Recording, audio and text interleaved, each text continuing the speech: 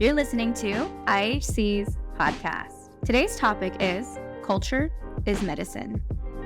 All right. So welcome to the IHC podcast where culture meets community. I'm your host, Marissa Hemstreet, and I'm from the Canyoncito Band of Navajos.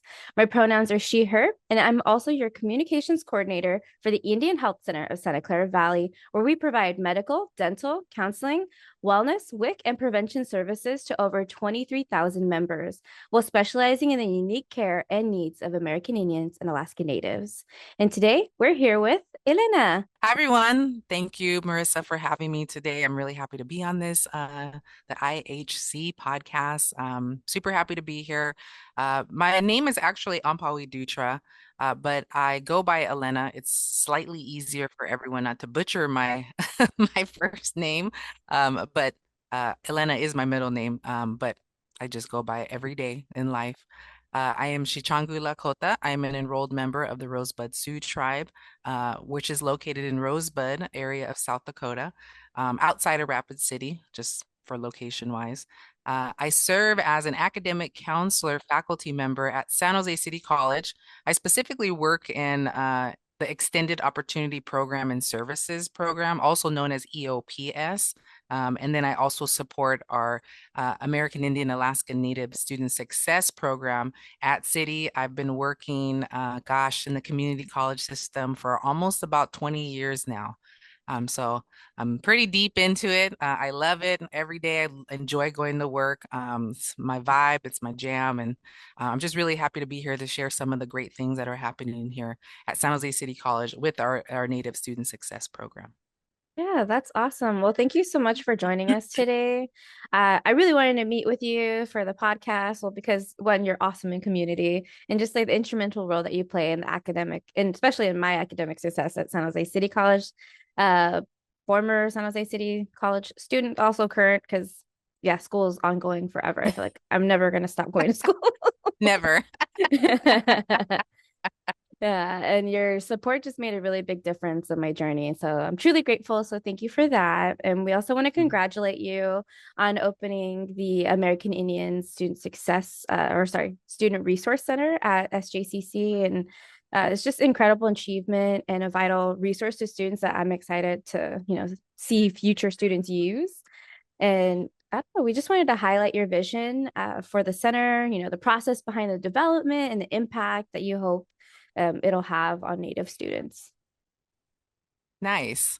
I'm just happy to be here. We have our wonderful study. You were right the first time. It's the American Indian Student Success Center. Okay. It's very hard, naming a center is very challenging, but we wanted to just be simple and specific.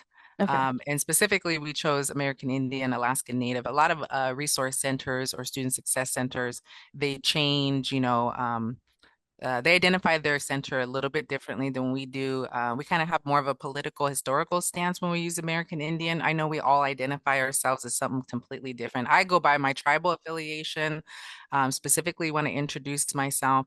But with the American Indian Alaskan Native title, those are in our treaties. So we kind of make a political and historical stance with that name because we all identify totally different, so. We try to make it as inclusive as possible, but some may see it as a little old school in that title, but that's the reason why. Yeah, and I also see that trend, especially at Indian Health Center, for like any of our events. It's not like Native American Heritage Month; it's American Indian, Alaska Native Heritage Month. They're very specific about the wording again because of the treaties. And I also attended a training for it was a SICUI, the Oh, California Consortium for Urban Indian Health. Hey, I did it oh, first try. Woo! nice. Look at that. Those acronyms are long. And they were leading a training for San Jose PD, our police department here, Oh, nice. about MMIP, the murdered and missing Indigenous Mm. people, and just like different things like that. But at the beginning of the training, they were talking about, how do you refer to American Indians, Alaska Natives, like in your family or in the community that you've met? And then everybody was all raising their hands, like You're Native, like, Indigenous. well, And she's like, all of those terms are right for that individual, but Mhm. for the blanket term is American Indian, Alaska Native. So thank you for clarifying that for our listeners, because that's also a question I get a lot is Yes. what's the proper term? I'm like, honestly, it depends on the person. Yes, yes. It's kind of like any way that anyone identifies themselves, their identity. It's very complex, and there's a lot to it. And so, yeah, I think that most of us are pretty generous and humble when we have to explain it, which is good for our non-natives who just want to learn and want to be respectful. So I always appreciate the question, just because everyone identifies differently, and I appreciate everyone's identities and how they affiliate. I use it as a blanket term. I use native, same thing with you. But if somebody is asking me like what kind of Indian I am, like my grandma, my unchi would tell me, or ask people, I'm Sicangu Lakota. So that's the term I use for myself. Just because I do feel like when you use a blanket term, sometimes people already, non-natives already see us as one type of Indian and the way we look and how our ways are, tribal and traditional ways are. So I Hmm. always like to say my tribal affiliation because we're so all unique and so different amongst ourselves in Indian country that I want them to say like, oh, well, I met a Chichangu Lakota person and I met, someone that was Chumash, or, something like that. So that way they know we're all different. We have such amazing, amazing, wonderful, beautiful traditional ways, language, everything. Yeah, and I love that. The power of identity and just like, being Hmm. seen. Yeah. Yeah. Can you tell us a little bit about your journey at San Jose City and what brought you to your role there? Sure. I grew up in San Jose. It's my home, it's my hood, and so even though I went back to South Dakota multiple times a year, my grandparents were from there, and my grandparents, Virgil and Clara Standing Elk, they came out during the relocation program in the 50s. And so that's how my family ended up here.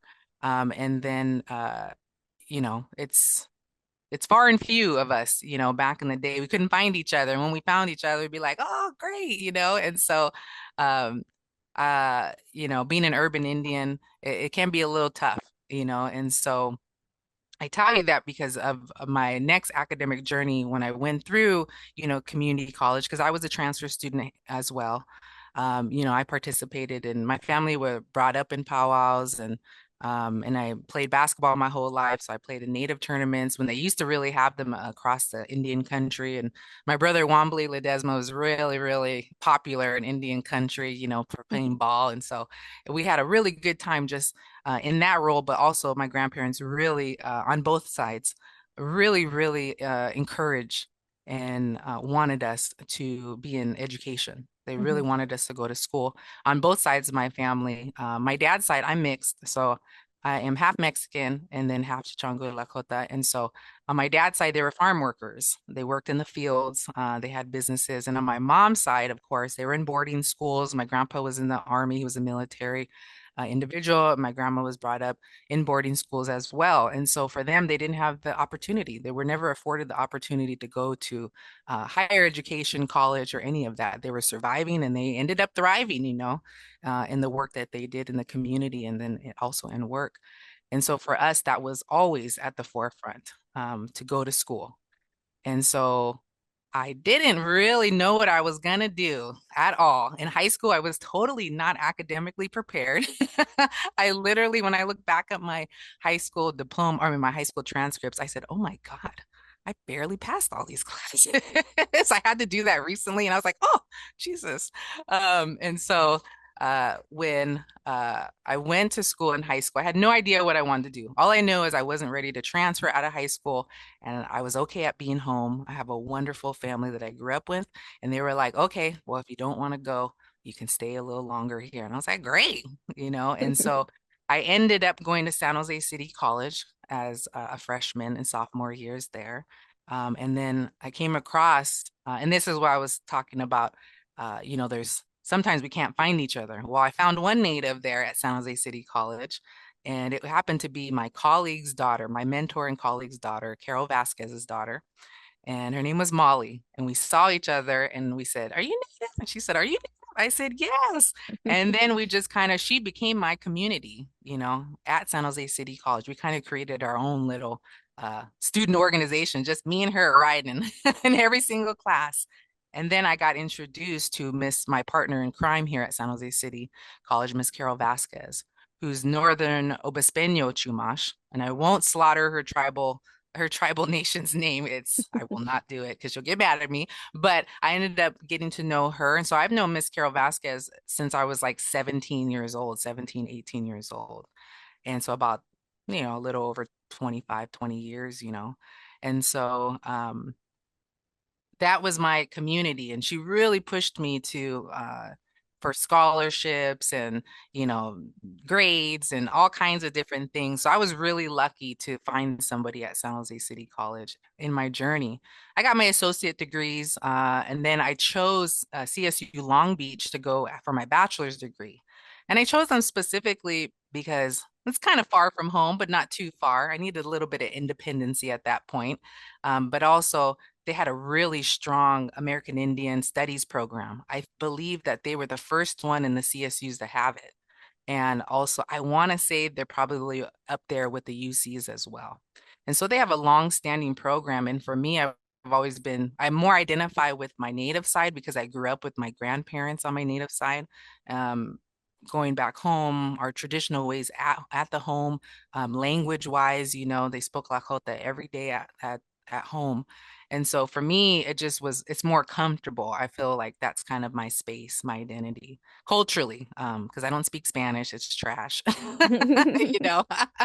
And I'm kind of more like, more Chicana than I am from Mexico, for sure. And so for me, that role was really important. I had a really strong community at CSU Long Beach too. Dr. Craig Stone was there. And then the coordinator of the program was Anna Nazarian Peters. And they were wonderful. Oh my God, I couldn't have had better support there. Of course, I came across, some not the greatest, supportive, advisors there, but they were really, really there to support me. And I got my bachelor's degree in sociology, and I received a minor and certificate in American Indian Studies because they didn't have a bachelor's degree at that time in that. And then I was debating between law school and going for my master's. And ultimately, I chose my master's because I just kind of thought about my journey at that point. I was thinking about law more, and then my grandpa passed away. My Lakota grandpa passed away, and so I really had to. We went back home for the funeral services, and then when I got back home, I said, "Ah, I don't know what I want to do." It was the first time I took a semester off. Mm-hmm. Um, and so I said, you know what? I think I want to go for my master's. I love the people that supported me, and I would love to do that for others. So I got my master's at San Jose State in counseling education, and I just was grinding, working part-time at 3 different community colleges for a couple years after I graduated. And I finally got my main gig, my full-time job in 2007. I was so happy because, believe it or not, getting a counseling, an academic counseling job is really, really tough. They maybe come around maybe a handful of positions at all the community colleges a year, like maybe 5 positions open up. It's really difficult. And so I've always been blessed, and that's why I'm super grateful for working at my job and being able to do the work. I just love what I do. It's so much fun to interact with wonderful students like yourself. And so I've been working at San Jose City College for about 18, 20 years or so. And so as when I started working at City, me and Carol, Carol's played different roles in my life. She's my mentor, but then she became my colleague, which is a lot of fun because she's a fun individual. If y'all never met Miss Carol Vasquez, she's super fun. And so for me, I teach guidance classes, counseling courses as well, which gives me the flexibility to, do both.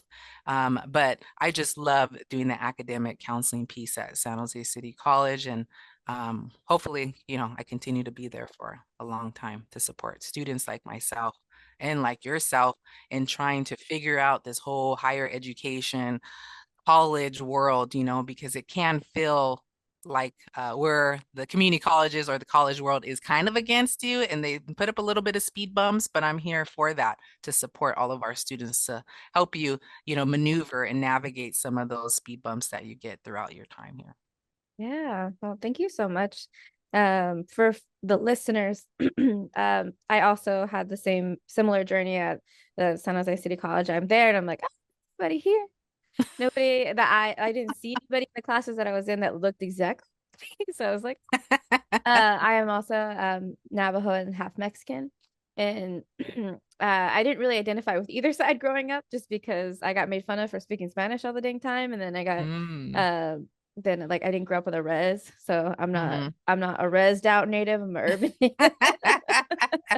So it was just like taking fire from both sides. And then finally I got to one of my coworkers who's also a Navajo cousin of mine. Shout out to Mehan. Woohoo! Shout out to him. Yeah, he let me know that you existed and just to get in touch with you about like classes and to see like to like map out my educational journey, which I thought was really instrumental in helping me feel like, oh, there's a path and this is how I get there and I'm not alone. So that was a great gentle handoff from Mehan to you. So thank you, Mehan, for that. And probably not even a listener, but it's fine. I shout him out all the dang time. And so it just shows you that there's strength and power in community, especially in something that's seems as scary as college. Yes. Got to take that leap of faith and just jump and do it. I think changing our mindset is really important. Instead of being perhaps thinking about it as fearful, let's think about it as an adventure. Let's get on that adventure and let's try it out. So I agree with you in that area that sometimes it can be like a little daunting. Yeah, just a little bit. Just But tiny bit. if you get somebody there, it's not so bad. No. What specific resources does the new center provide for American Indian and Alaskan Native students? So some of the resources that we provide, the center itself, it's really kind of a home away from home. It's a safe place to be just us, without having to, answer questions about our identity and who we are and how much Indian are we and, do we do powwows? Do we, this kind of the same similar questions that we get. It's just for all of our students to be just us and for our students to have a place to, study, or perhaps they live in multi-generational households, for them to have their own space to study, to kind of de-stress, decompress, from class. So in the center itself, we always place some, Homeland Sage. I always put Homeland Sage in there for our students who want to take it, for the day. We have snacks in there, we have our computers. We're working on getting a printer. And then we have a huge big screen TV that we can Zoom on, that we can do webinars, that our students can, meet with different university reps there as well. If they're having to Zoom, we could do workshops. It's a small center, but we wanted to stand our ground and have a space. Sometimes you have to start small and then you work your way up. But we have some other resource centers that have to share. And that's what we kind of wanted to avoid if we wanted a bigger space, just so that we can just have our own, our own space to call our own. And so the center does all that. Now, me and Carol, as part of the center, we're a supportive staff pretty much. I work on the academic counseling piece, and Carol, definitely helps with the transfer, but we also support our students as they file for FAFSA for financial aid. We support our students in that way. We also get them connected to other programs that they may benefit from too, because we want all of our students to benefit from all the different resources and program services that we offer at City. And then we provide book vouchers every semester now. So the funding is good, and we're doing a great job with that. We just got to keep it going. And when we didn't have funding, we were still doing what we needed to do. And when we didn't have a center, my office in Carol's area was the center. So now that we have a center, we can kind of go in there and we do open houses, we do welcome weeks. And so we're expanding on that. The unfortunate part for some of us in higher education, it's only two people, us, so, and eventually Carol will retire and it'll be this person right here trying to navigate it. And, but we're still going to keep it going, because I just think a space is a space, but we need to fill it with some life and some energy and some good vibes. And, and it's just a good place for our students to be and call home. Yeah, that's awesome. Well, thank you so much for like sharing about the resources and stuff, and that it's not just a place where students can go and like get things or get a service, but they can also just, go and seek refuge. Maybe they had a hard Yes. day and they want to go check in and just drop in and say hi. Mm-hmm. I feel like that's welcome too. And I feel like this year was really big for Indigenous students in general, just because we had the grand opening of your center at San Jose City College, and then they had the opening for NASIC, the Native American Indigenous Student Success Center at San Jose State. So I feel like now's a good time for Indigenous students to go to school Yes, yes. and to get all that support. But I Uh, think the other part of that is too also that it encourages other campuses to say, hey, San Jose State has a Native Center. We should get one too. It has this ripple effect, and other community colleges that may not have a center and say, you know what, we need to create a center too, and let's connect with individuals at those campuses to see how we can do it and how we can gain support. So I always think that, what we do has an impact on hopefully helping others, gain spaces too. yeah. Like you're saying, the ripple effect, you don't, I also say that for like students who are interested in going to school for a certain thing, that representation matters. If you don't see somebody of your ethnic background, maybe who grew up the same way that you did, anything like that, you don't know that you are capable of achieving such a thing because you don't Mhm. see anyone who looks like you doing it. And so I think same thing can happen with schools where, one school is doing something cool. We have proof that this happens, it works, and they got funding for it. Please give us funding for this.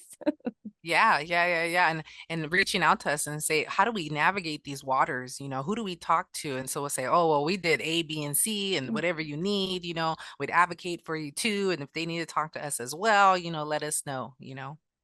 Yeah, I like it. I've been saying this a lot recently, is the rising tide lifts all boats. Yeah, I like that. Mm-hmm, Yeah, mm-hmm. when I remember how to say it. I'm all, darn you, dyslexia.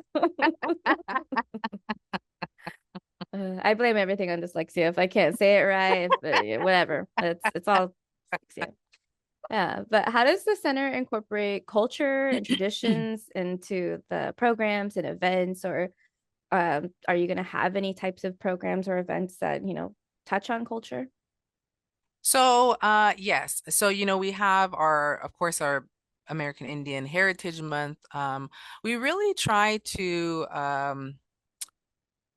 represent our California Native people here as well strongly, because I do feel like, sometimes that's left out of the piece. Growing up in high school, we never were taught about California Native history. It's really, really a shame, that didn't happen. I mean, I know that a bill just passed to where California high schools and schools in general have to incorporate California history, Native history, excuse me, specifically in their curriculum, which is wonderful. With Assembly Member Ramos was the one that presented that.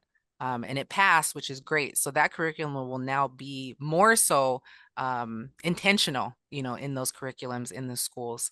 But what we try to do is, everyone's from everywhere, especially like in urban settings.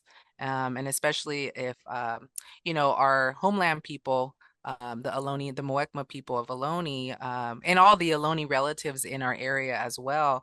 We also try to provide great representation for them, and ask them to bless our centers and ask them for different events and cultural activities. Like this past one, we had some wonderful relatives come and teach us how to make pine needle medallion necklaces, and that was so much fun.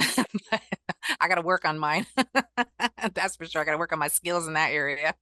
But it was so much fun, and it was nice to hear from an elder, Louise Ramirez. I think she's Echelon. Um, and so it was just a really, really nice perspective, because I learn a lot too. Everyone's so different. And so, we try not to duplicate services at the same time. So we really support our partners with San Jose State. So anytime San Jose State has events, we send it over to our students in our newsletters, and then also with the Indian Health Center as well. If they have resources too, we definitely promote those events and activities as well. But for us, when our students have an idea, we're like, great, let's do it. Let's provide an activity that is educational, but then also cultural too, because we can never forget about the educational component to it. But I feel like majority of the work in the communities that has to do with culture is educational. It's just a different type of way. And so for us, we're always keep that at the forefront in terms of, how we do our events, how we organize our events. We each, me and Carol ourselves, we definitely take in consideration our traditional ways and how we're supposed to do that. And then we create like a happy medium between the two, because they could differ a lot, in terms of how we can maintain respect for all different types of events and activities. Because I can go full blown Lakota style and do this and do that, but I'm also not respecting other people's ways as well. So we're really open to providing the cultural component to it. A lot of it also is teaching um, our non-natives on campus and providing awareness as well. And so a lot of our work also is being an advocate for our students and our faculty and staff who are native as well. And just, doing our best to just be respectful and open about the cultural part. Because even though I bring my homeland sage, so does Miss Carol Vasquez. She also provides hers. So it's just a way to, be open about our ways, but then also be willing to be open about other ones. And I think that's really, really important, because you were never going to be, 100% right. And we're never going to be 100%, being able to represent everyone. Because I mean, gosh, we have like hundreds and hundreds of Native people. But what we do is very respectful to all of our different cultures and traditional ways of our people. So of everyone, really. Because, a lot of our students also may not be enrolled. All of our identities are so different too. So some of them are just learning about who they are or trying to figure out, where their tribal affiliations are. And so we're always open to sharing our own cultures, but then also saying, hey, here are some resources to learn about your own ways too, because that's really, really impactful and powerful for yourself and then for the future generations as well. Yeah, and I think that's a piece that people forget is that, okay, sure, if you were to look at the demographic stats of, okay, what percentage of natives do you guys serve? And then boom, whatever percentage that is, we'll say it's 20. Fingers crossed. Exactly. It's normally smaller than that. Yeah. But okay, for example, say it's 20, and then somebody is saying, okay, well, we want to provide you more funds for your native students, but it's only 20%. But then I feel like you're always having to remind people that not everybody is federally recognized as a part of a federally recognized tribe. Mm-hmm. Not everybody self-identifies. Mm-hmm. People are mixed race, and sometimes when they're mixed race, such as myself and you, that Mm-hmm. maybe the demographics, it gets pulled towards one category versus American Indian, Alaskan Native. Like for example, with mine went towards Latino Hispanic because I'm also half Mexican, and Yes. I somehow flew under the radar. And I was like, wait, help. I know. And we're like, where are you? We can't find you anywhere. So that's an important piece to remember for the listeners, just that, no matter the percentage of folks that it says that there's probably more, because not everybody feels comfortable claiming that part of their identity. Like even for myself, I had that whole imposter syndrome. I'm native, but I'm not native enough. I'm part of a federally recognized tribe, but like, my people aren't here. They're in New Mexico and Arizona. But then little did I know, here in San Jose, it's like one of the relocation hubs in California, and San Jose has among the highest population of American Indian Alaskan people. And so I was just like, wow. And it's a really big intertribal community. So no matter where you're from, don't feel like you don't belong, because you do. And it's not your fault that maybe you're not on the res or you're not where your ancestral homeland is. That's okay. It doesn't make you any less than. No, yeah, I 100% agree with that. That's kind of other people's stuff. I feel like that's the stuff they put on others for whatever reasons that they have. You just have to feel, very secure about who you are. And if you're looking, you're looking. If you're not sure, you're not sure. You just have to stand and just be you. And not really worry about what other people have to say or their opinions, because everybody, has one. And so for me, it's like if you feel like, I used to speak Lakota a little bit more than I do now. And, I lost a whole lot. And when I would talk to one of my aunties, she goes, you know what? You just got to shake that up on the inside. It's there and it's always embedded in you, your DNA and who you are. So shake that up and it'll happen, you just got to awaken it. And I'm like, okay. And so she really is, really helpful in that area. But yeah, oh yeah, everybody's got opinion about who's native, who's not native enough. And even if you're 100%, you grew up in the urban setting, maybe you're not. And so it's just too much to deal with. Just be yourself and be happy with it, and just keep learning, because we all have lost a lot of our ways due to the assimilation policies from the government. And so we have to, we're still all learning about our traditional ways. Our ceremonies from all different tribes are still being revitalized in our culture and our language too, specifically. And so I'm with you. I'm 100% with you. Like, just, hey, this is me. This is it. I don't know Yeah. what you're dealing with, but this is who I am right now.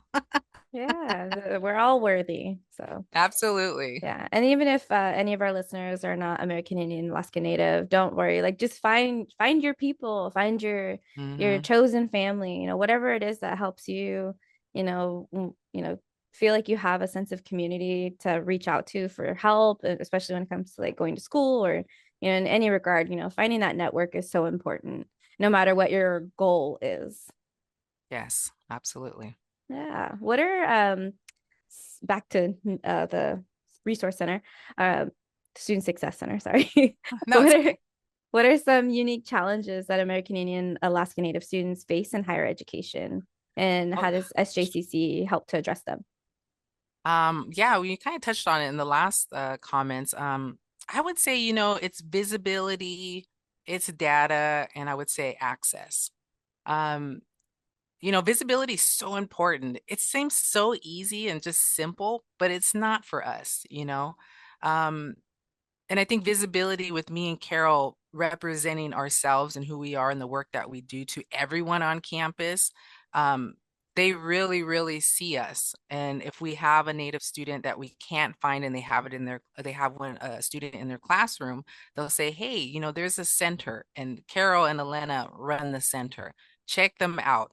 That's visibility too at its simplest form, right? And so, San Jose City College, we're kind of unique because we have Miss Carol Vasquez, and I'm gonna give her a shout out because she'll never give herself accolades or a pat on the back. But the visibility part, we really made some changes by just one email from her. Um, the California Community College Chancellor's Office were embarking on a marketing outreach campaign, and they were targeting African American, Black students, Asian students, and also Hispanic, Latino students. And they left us out. And she was on the listserv for that information. And so she advocated for us and she said, hey, if we're talking about really marketing outreach, then we have to market and outreach to our people because our numbers are completely declined, quite a lot, significantly declined after COVID. And so this marketing outreach campaign was for all the 116 community colleges in California. And she said, if we're really trying to move, quote unquote, that needle or make a difference, we should be outreaching to the most underrepresented population and underserved population in California in higher education, which is us. And they said, well, maybe next round. And so she said, she loves these emails at night. She's gonna kill me for saying that, but she loves these emails at night. And so she CC'd on me on the emails, and we advocated for them to invest in our people, to invest in the visibility, to invest in all of that. And they said yes after that. And then you wouldn't even believe the ripple effect it had. So then they wanted us to be a part of this informal advisory committee at the chancellor's office. Carol and I with a couple other people from Sacramento, a couple other Native people from Sacramento. And we said, yeah, sure, great. So we would meet literally once a month, and we've done it for the last 3 to 4 years.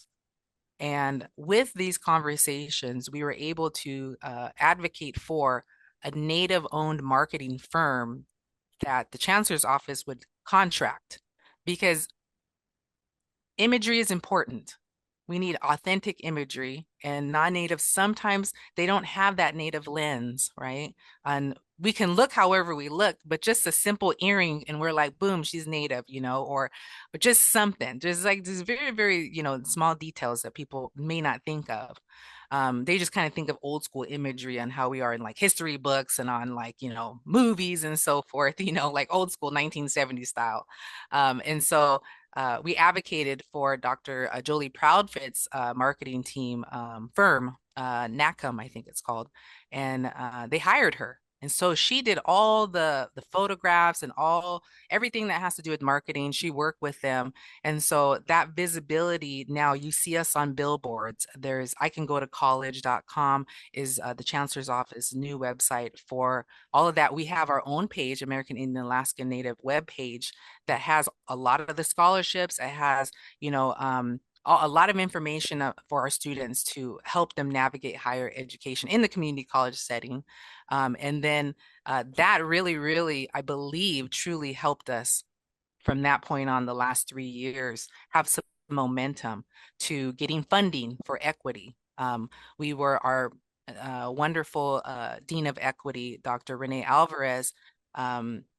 He included us in the equity outreach kind of campaign and funding. So we were able to provide all of these wonderful resources, but then also he said, you know what, let's look at a space. And we said, great. So it really was a catalyst for all this change, And so I'm thankful for Carol for doing that late night email.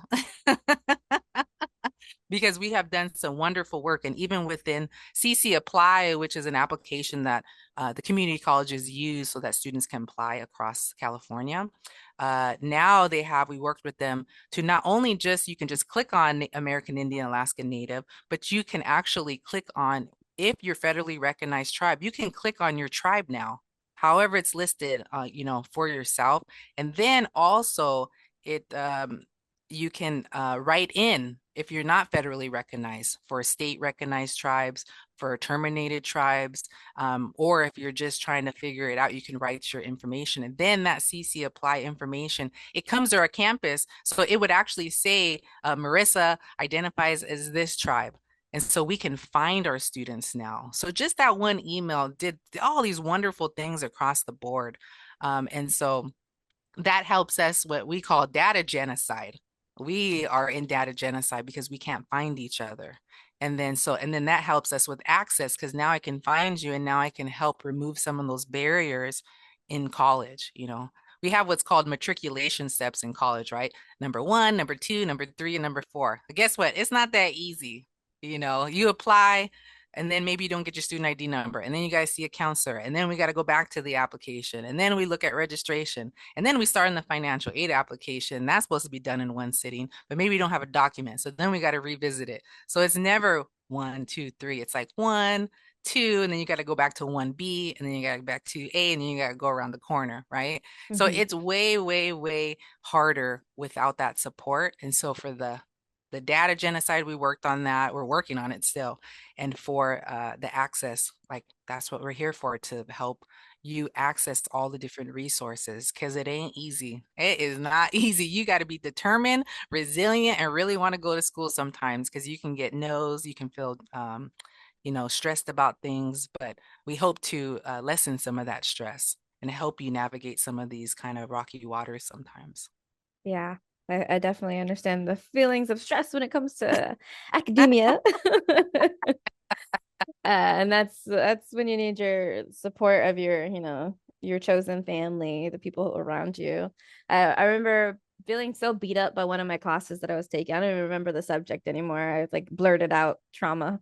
And I was just like, I don't know how I'm gonna get through this. And my boyfriend was just like, well, quit. And I was just like, no, that's ridiculous. And he's just like, you sound ridiculous. You'll get through this. It's okay. I gave you an out and you didn't want to take it. And I was like, I know. I'm choosing this.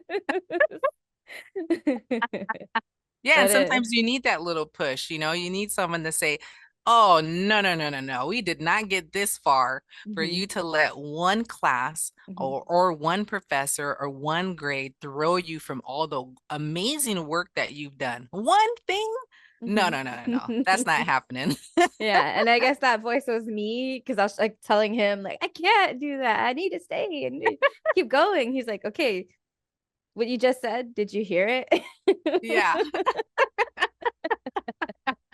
So we have it within ourselves too. Yes, yes. It's kind of changing those words that we use, that we feel comfortable with. Sometimes it's okay to be uncomfortable, Sometimes we got to go on an adventure and, changing our mindset and how we see things. Some of my students are like, I'm too old, I'm here and I'm this. I'm like, wait a minute. uh, are you in the ground yet? And they're like, no. And I'm like, okay, you got a lot of life to live. You got a lot of energy. Let's go. Like, who cares? Even some of my students are like 25 and, barely started. I'm too old. I'm like, you're going to be working till like you're 60 because you're going to love your job. So you got a long ways to go. You got a lot of life to live. Let's not Yeah. worry about the comparison. That's hard too, right? You compare yourself to other people and where they're at. But I just try to pivot away from that because we're talking about your journey. I ain't talking about, your friend over there, your sister over here, your cousin did this. No, no, no, no, no. We're Hmm. talking about you and let's get it done. Yeah. When it comes to comparisons, my grandma would tell me, the moon? And I'm like, okay, yeah. The sun? Yeah. The moon doesn't take away from the sun's beauty, and the sun doesn't take away from the moon's beauty. Mm, So keep that in you. And just because someone else is on this journey doesn't mean that it takes away from yours. You can still mm. appreciate yourself while admiring them. Yeah, that's a good one too. Man, I got some good ones from you today. I'm all, thank you, Nana. Yeah. And so I think about that when I'm like, man, you see all these people on Facebook for our Gen Zers. We still use Facebook. And I'll see people who have graduated or who are doing this. And I'm like, wow, that's amazing. Dang, if I would have started earlier. And then I'm just like, oh, nope, nope, nope. Be happy for them. You are So, where you're at, like mhm, I mean, we always could be hindsight's 2020, right? We can always be like, ah, shoulda, coulda, woulda, but mhm. focus on the present. Let's keep going. Yeah. Do you have a success story of a student who's benefited from the center's support or your support? Oh, we got great. You're a wonderful success story. Mehan's wonderful too. We had a couple students, Madison Diaz, is in the community as well. She's at UC Merced. She's playing ball. She's a wonderful individual, wonderful student athlete. Academically, she's great. She just graduated. We had a couple students go to Berkeley. We have students now who are working. And we've just been lucky enough to have students who want to come to San Jose City College, so that we can help them and support them through their journey. I go on and on. I could tell you about this student. I'm gonna try and keep their names, quiet, but some of them I'm like, okay, they wouldn't mind too much. Yeah, we have students now who, use the center when they're kind of stressed out, to relax. Sometimes I'll say, we have a TV in there. You can go in there and watch something to decompress a little bit, because life's hard, especially living in this area. It's expensive. There's a lot of stress. There's a lot of things that we have to do to survive here. So, yeah, we got a good amount of students who are just, on the grind, who just came back to school. We have a couple of students who are in our alcohol and drug studies program who want to give back to the community. So we work with them and they'll be utilizing our space more. Since we just opened the space and we were really intentional about the opening, we didn't want it, open, but not all of our resources there, right? So we said we're going to wait until we get our computer, until we get this, until we get that, so our students can fully use it. We don't want old furniture. We want brand new furniture for our students. Our students deserve it. So now we're going to be doing a lot more kind of work in that space. I can go on and on about our students. I could list off like at least 15 right now. That's really good. And that just shows how important this work is to you and how genuine that is. So I'm Yeah. I'm gonna cry. Oh goodness. Um, how would you like to start partnering with like local organizations and institutions like IHC to create a stronger support network for your students?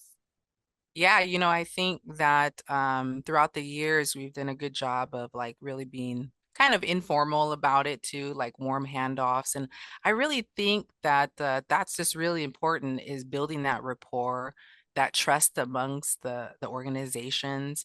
Like, I trust that my student's going to be taken care of when they transfer, So even like San Jose State's a native program, we want to build more partnerships because we're right next to each other and our students go there all the time. And I know that it's a struggle as a transfer student myself, transitioning from a community college to university. And so, we continue to, work with Indian Health Center and the different departments that you have so that we can promote, our work that we do. But also just know that, hey, we're here. I think that's a big thing too. There's only two of us. We don't get really any funding to, to work outside of our regular jobs, but we do it anyways because that's our passion. This is our community, so we want to make sure we serve it in the most in the strongest way. So, collaboration, we're always trying to think of like new ways, but I know we're all just so busy in our own spaces sometimes that we're like, okay, let's try to do this. Like we're trying to schedule a FAFSA financial aid workshop. Me and Carol usually present at the youth workforce event that you all have. And then with the different events, I think it's really important to support each of our activities and our events too. So we always will attempt to go to all of the Indian Health Center stuff so that we're visible, because sometimes if you're more visible in person, someone could say, hey, oh, that's Elena. Oh, yeah, speak to her real quick. She knows about this and about that. So kind of being out in the community really helps us with those partnerships.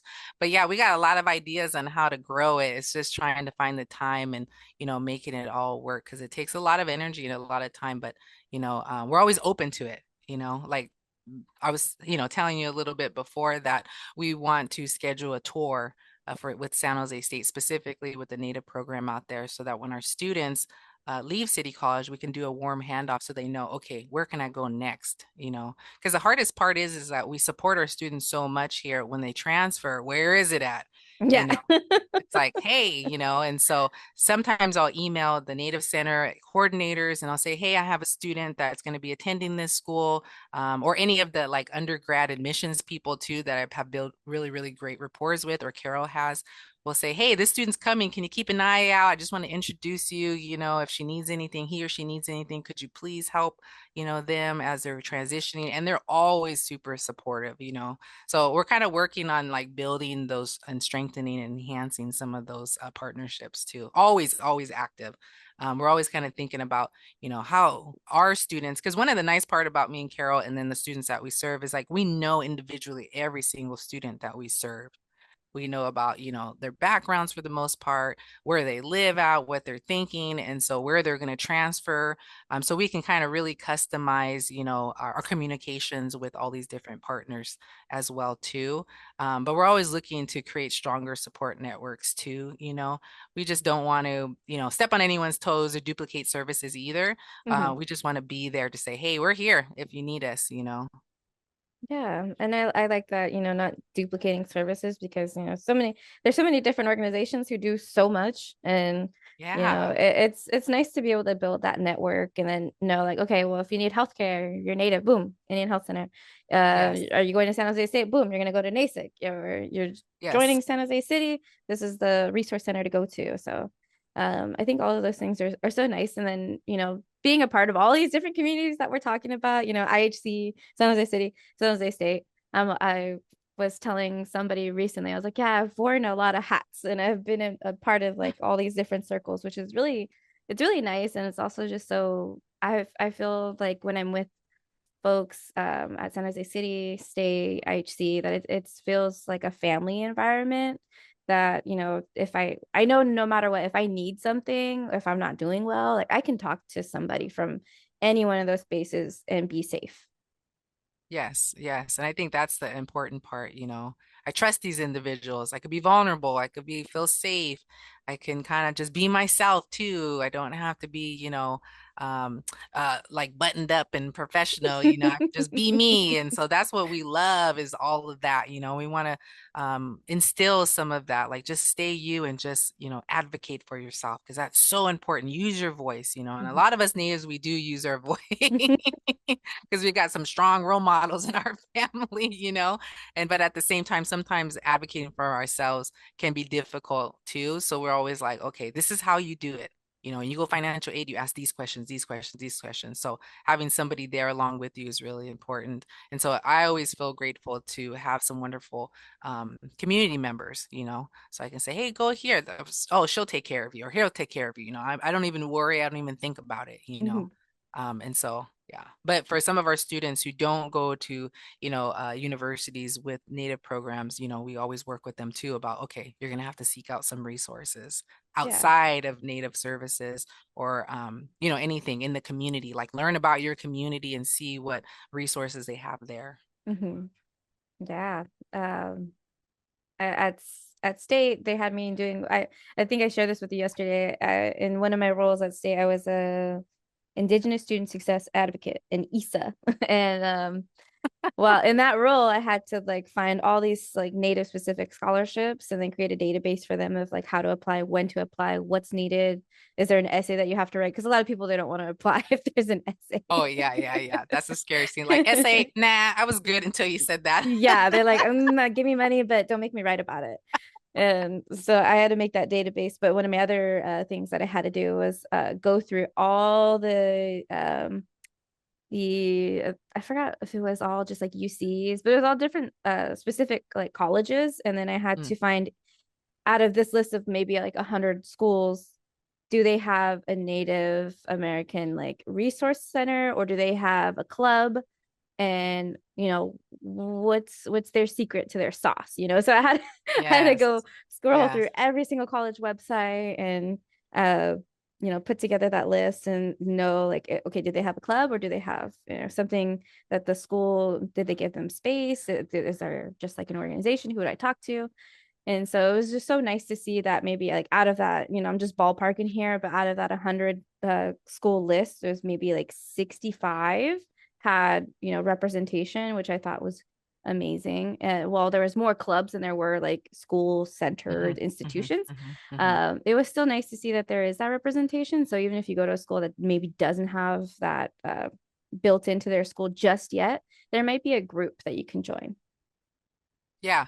Yeah, you know, and anytime me and Carol go to universities, like when we tour them for students, you know, or we go on trips, we're always like, where's natives at? We'll ask somebody like, where's your guys' club at? And who's the contact person? And we're always there like, you know, getting information and emailing them just so that we have that connection. Like, hey, I remember I seen you yesterday. I just want to connect with you. I got a student that's going to go here. I just wanted to kind of you to be aware because of that data genocide, right? They may not be able to find them.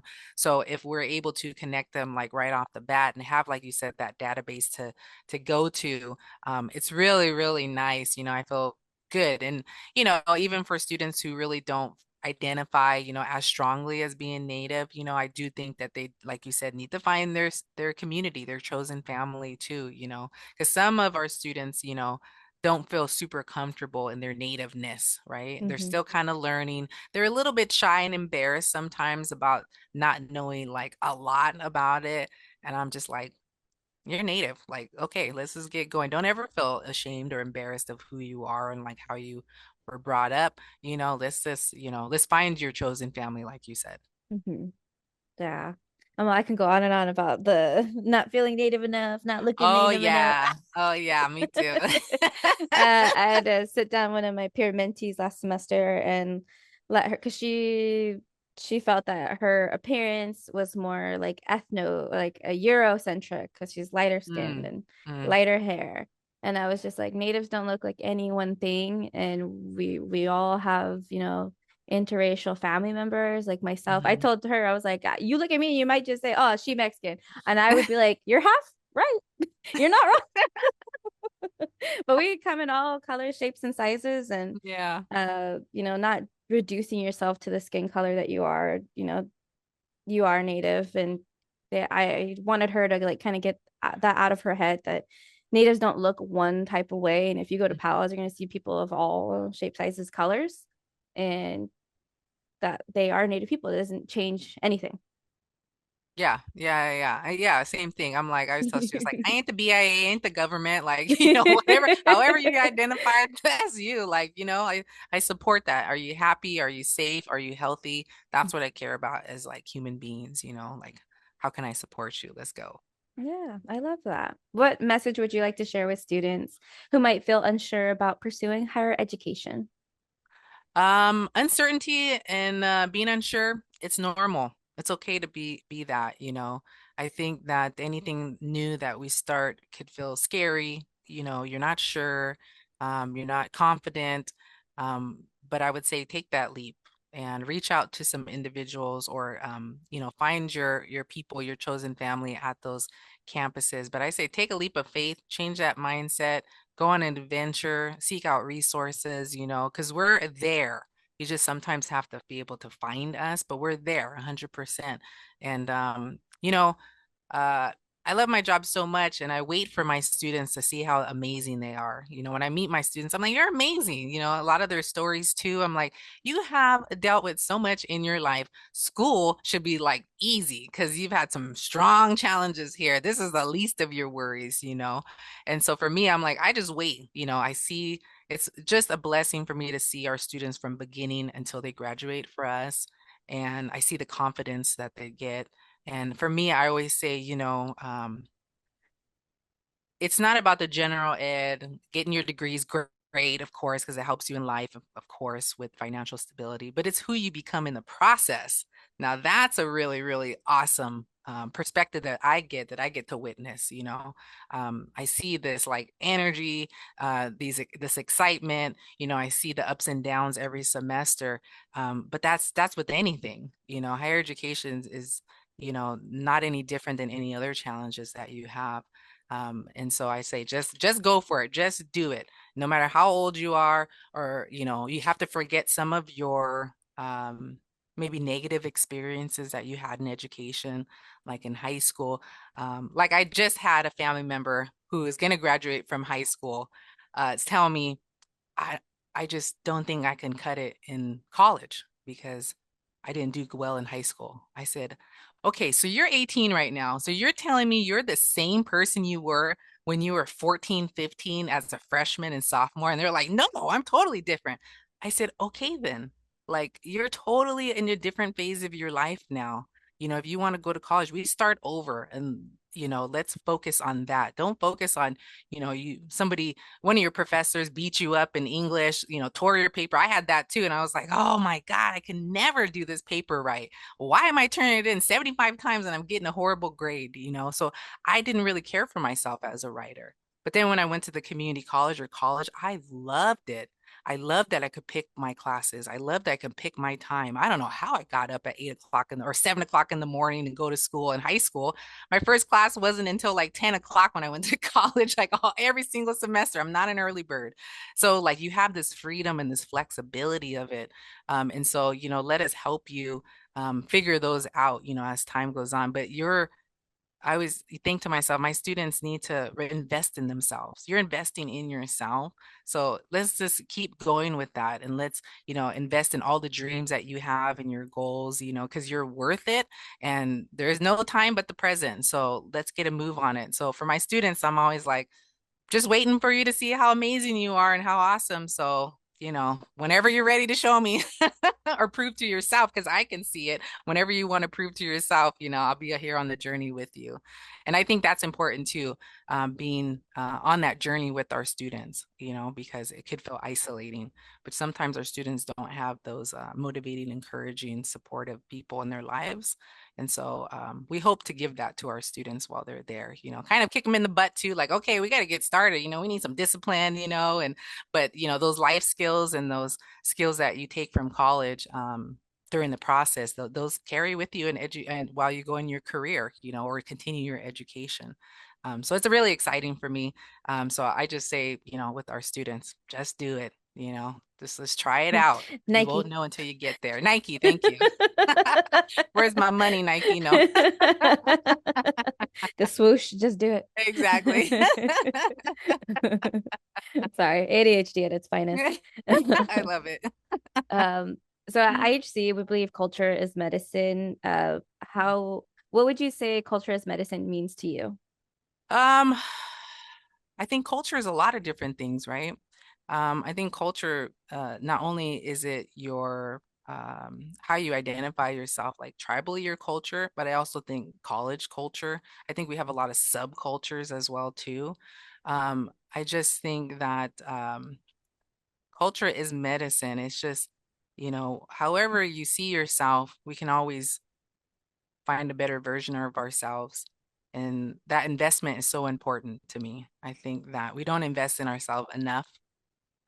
We can say a lot to other people and like invest in them, but for ourselves, I think that's really important. And investing in yourself is that medicine for yourself, being around others who expand your perspective on life, those subcultural types of populations, like I'm native, but oh man, I love me some alternative back in the day. And so I was like rocking out Rage Against the Machine all day long, and that culture, right, was medicine for me because I loved it. Oh, it was my jam, it kept me going, fight the power, all of that, fight the machine, all that stuff.